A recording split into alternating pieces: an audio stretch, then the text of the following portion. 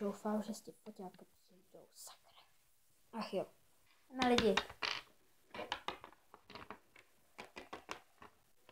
No konečně jste tady, tak si pojďte sednout.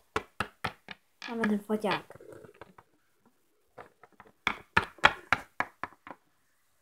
Kde je? Kde je? Aha, tady. Nemáš volno na sezení. Sedni prostě sem. Máme ten foťák. Je to on? Ano, je to on. Jak jste to udělali? Že vám ho dali? No, my prostě jsme řekli, že je to náš foťák a že nám toto dítě ukradlo. Dítě, ano, a pak prostě nám ta paní nevěřila a ona si myslela, že je to toho dítěte, protože řekla, že prý mu ho koupila. Úplně stejný? Ano. A teda pak jsme koukli na fotky a ona lhala, že prý tam jsou naše. Tak nám to ta paní dala a řekla pak, že si to dítě najde svůj ten foťák doma. Ano, takhle jsem to řekla. Neznáš to. Jsi stejně vedle mě, prosím tě.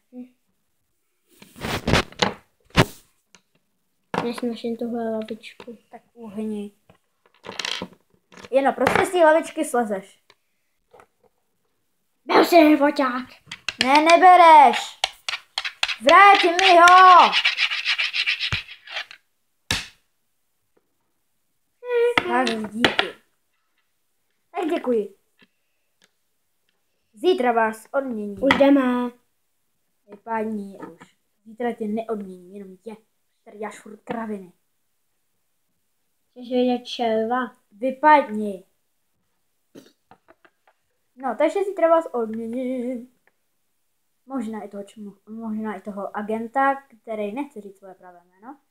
A teda děkuji za to a můžete jít. Zítra přijďte ve 4 hodiny. Ty furt si pletu. Ty taky přijď ve 4 hodiny a uvidí se. Tak jděte. Děkujem. Naschle. Naschle. Naschle. Naschle. Tak díky za telefon. Oni jsou prostě boží, že to tak udělali.